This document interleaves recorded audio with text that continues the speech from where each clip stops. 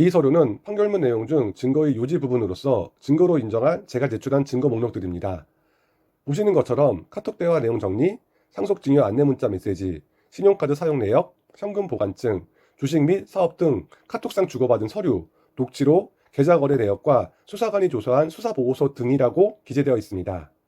그래서 대부분의 증거와 진술을 인정받아 범죄 일람표에서 보시는 것처럼 편취 금액은 5,600여만 원이고 신용카드 편취 금액은 370여만 원입니다.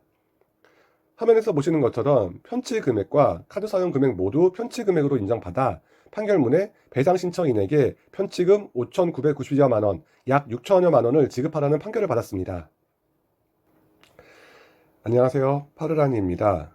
오늘은 지난 시간에 이어 1편부터 4편 동영상의 핵심 및 보충 설명을 해드리겠습니다. 다시 한번 말씀드리지만 홀로 소송을 준비하시는 분들뿐 아니라 사기 소송을 변호사나 법무사에게 의뢰하시는 분들도 지난 영상에서 말씀드린 대로 밥상을 차려서 밥을 떠서 먹여줘야 할 정도로 고소장 작성과 증거 정리를 해야 함을 강조드립니다. 정말 경찰 검사들은 사건 및 업무량이 너무 많습니다. 제 사건을 제대로 수사하고 이해할 수 있도록 그렇게 하고 싶도록 만들어야 함을 다시 한번 말씀드립니다.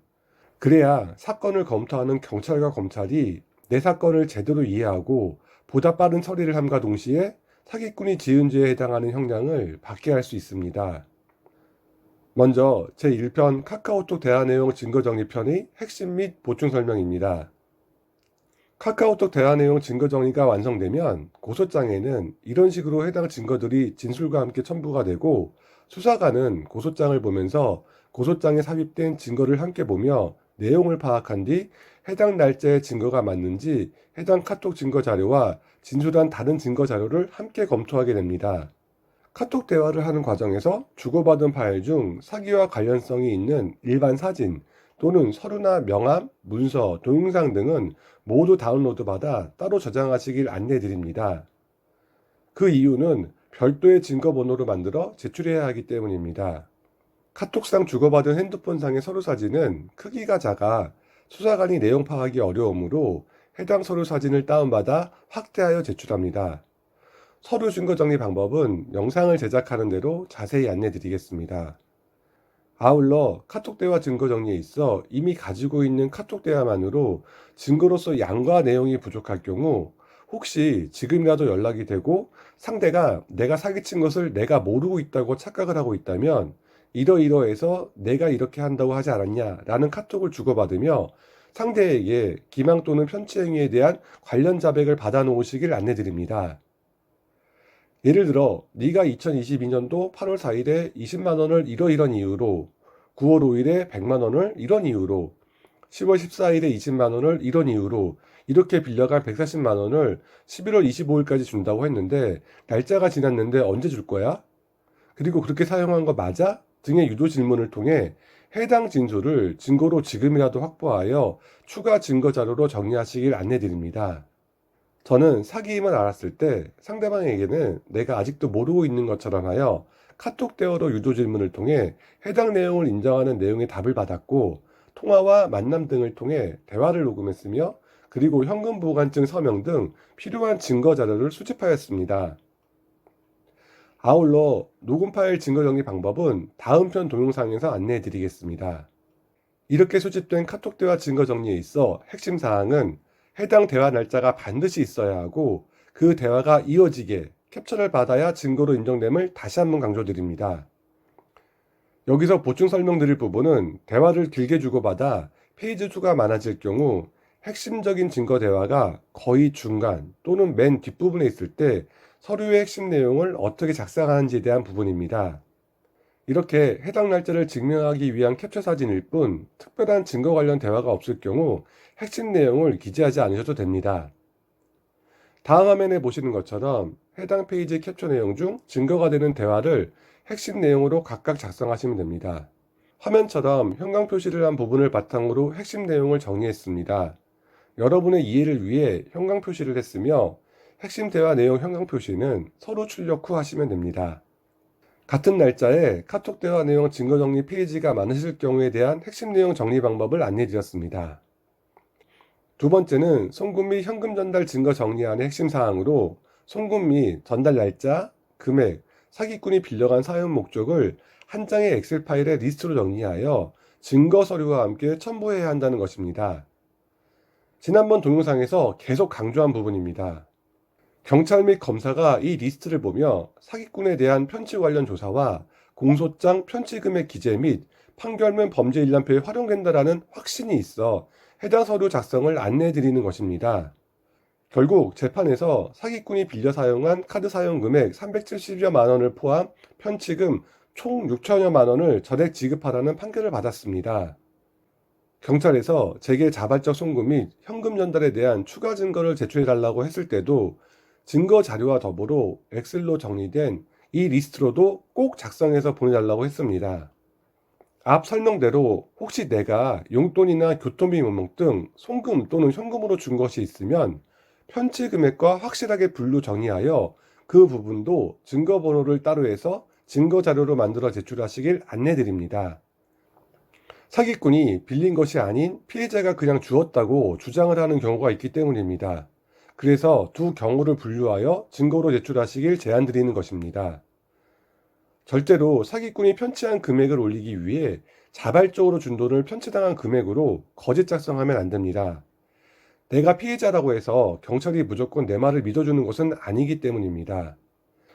사기꾼의 진술과도 비교하고 혹시 사기꾼의 진술과 증거로 인해 내 주장이 거짓 진술이 될 경우 피해자로서의 신뢰를 잃게 될 수 있습니다. 해당 증거 정리 방법은 제2편 송금 및 현금 전달 정리한 동영상을 참고하시길 바랍니다. 제 경우에는 경찰 조사 진술에서 저한테 10만원, 20만원 이런 식으로 사기꾼이 빌려간 것을 제가 용돈으로 그냥 쓰라고 주었다고 주장하였고 몇백만원씩 빌린 금액 중 300만원은 갚았다고 주장을 하였습니다. 이 부분을 확인하기 위해 수사관이 전화가 와서 관련 내용에 대한 전반적인 사항을 하나하나 문의하였고 고소장 접수 당시 제가 용돈 개념으로 이체 및 현금으로 준 돈은 고소장 내용에 첨부도 하지 않았다고 하자 그 부분을 추가 증거로 제출해달라고 하였고 자발적 송금 및 현금 전달 내용을 정리하여 증거로 제출하였습니다. 그리고 수사관이 엑셀로도 리스트를 정리하여 보내달라고 하였고 그 리스트로 다른 수사 자료와 함께 활용한다고 하였습니다. 어떻게 활용했는지 알려주지는 않았지만 관련 자료를 편취 및 기망행위를 조사하기 위해 활용한 것은 확실합니다. 또한 사기꾼은 제게 300만 원을 주었다는 주장은 제가 받은 적이 없다는 진술과 더불어 제게 주었다는 것을 증명하지 못해 거짓말이 들통나여 사기꾼에게 더 불리한 입장이 되었습니다. 수사 과정이 어떻게 진행되고 있는지 매번 경찰과 통화는 하지만 수사 중인 내용은 알려주지 않아 많이 답답했는데 그래도 수사관이 확실히 조사한 덕분인지 변론 재판 과정에서 제가 고소장에 진술한 내용대로 해당 편취 금액을 사기꾼이 모두 인정한다고 변호사가 변론을 하였습니다. 이 서류는 판결문 내용 중 증거의 요지 부분으로서 증거로 인정한 제가 제출한 증거 목록들입니다. 보시는 것처럼 카톡 대화 내용 정리, 상속 증여 안내 문자 메시지, 신용카드 사용 내역, 현금 보관증, 주식 및 사업 등 카톡상 주고받은 서류, 녹취록, 계좌 거래 내역과 수사관이 조사한 수사보고서 등이라고 기재되어 있습니다. 그래서 대부분의 증거와 진술을 인정받아 범죄 일람표에서 보시는 것처럼 편취 금액은 5,600여만 원이고 신용카드 편취 금액은 370여만 원입니다. 화면에서 보시는 것처럼 편취 금액과 카드 사용 금액 모두 편취 금액으로 인정받아 판결문에 배상 신청인에게 편취금 5,990여만 원, 약 6천여만 원을 지급하라는 판결을 받았습니다. 세 번째로 문자 메시지 증거 정리안의 핵심 사항은 대화 형식으로 주고받은 문자는 카톡 대화 정리안과 같은 방식이므로 해당 동영상을 참고하시길 안내드립니다. 증거로 인정받은 문자 메시지 증거 정리는 대화 형식이 아닌 관련 기관이나 장문의 안내 문자를 정리하는 방법으로 모두 보기 창이 있을 경우 모두 보기 전후로 모두 캡처를 받아 정리를 해야 한다는 것이 핵심입니다. 이 부분만 주의하시고 관련 증거 정리 방법은 문자 메시지 증거 정리편을 참고하시면 쉽게 이해하실 수 있으십니다. 네 번째로 신용카드 사용 내역 증거 정리안의 핵심 사항은 두 번째 동영상인 송금 및 현금 전달 증거 정리안처럼 사용 내역을 엑셀 파일로 리스트를 작성해야 한다는 것입니다. 편취 금액과 관련하여 해당 금액과 사용 목적이 사기 피해의 핵심이므로 수사관의 입장에서 파악하기 쉽게 해당 카드 사용 내역 캡처 증거 첨부와 더불어 이 리스트가 중요함을 다시 한번 강조드립니다. 또한 해당 증거 정리 후 고소장에 해당 진술 작성 후 이렇게 날짜가 동일한 증거들과 함께 첨부를 하게 되어 관련 엑셀 파일 리스트의 핵심 사항을 고소장 진술을 참고하여 편취 금액과 내용을 수사관이 자세히 이해하게 됩니다. 이 리스트 정리 서류는 이렇게 고소장에 날짜별로 떨어져 있는 진술을 한눈에 파악할 수 있고 해당 진술 내용의 기망행위와 더불어 따로 분류된 편취 금액만을 파악할 수 있어 사건 파악에 큰 도움을 줍니다.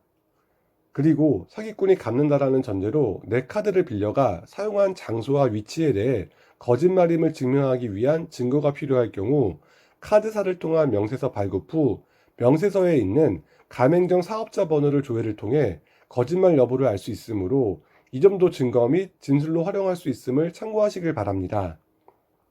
저는 사기꾼이 경주에 사는 작은아버지를 만나 식사를 하며 상속 관련 의논을 했다고 했는데 사용한 음식점의 가맹점 번호를 조회한 결과 통영에 있는 음식점으로 나와 작은아버지를 만나 식사한 것이 거짓임을 편취를 위한 기망행위 증거로 활용하였고 해당 내용이 기망과 편취 행위로 인정되었습니다. 혹시 카드 사용 내역 정리에 있어 문자로 카드 사용 내역에 대한 증거가 없어 다른 방법으로 증거 자료를 만들어야 할 경우 제 동영상 카드 사용 내역 증거 정리편을 참고하시면 카드사에서 받은 명세서 정리를 통한 증거 정리 방법을 정리해 놓았으므로 해당 영상을 통해 증거 정리를 하시길 바랍니다. 이상 1편에서 4편까지 올린 동영상과 관련하여 핵심 및 보충 설명을 해드렸습니다. 혹시 해당 증거 파일이 필요하신 분들은 구독을 신청하신 분들에 한하여 메일로 샘플 파일을 보내드리겠습니다. 이메일은 제 채널 정보란에 기재를 해 놓았습니다. 이번 핵심 및 보충 설명을 통해 제가 하고 싶었던 이야기와 꼭 주의를 하셔야 하는 부분을 설명드렸습니다. 증거 정리에 도움이 되셨으면 합니다. 다음 동영상은 녹취 파일 녹취록 증거 정리안으로 보다 섬세하게 제작을 하여 이번처럼 추가 보충 설명 없는 완벽한 영상으로 찾아뵙겠습니다. 도움이 되셨다면 구독과 좋아요 꼭 부탁드립니다. 그 이유는 저에게 그리고 여러분들처럼 홀로 심각하게 소송을 준비하시는 다른 사기 피해자분들을 도울 수 있는 여러분들의 배려이기 때문입니다. 감사합니다.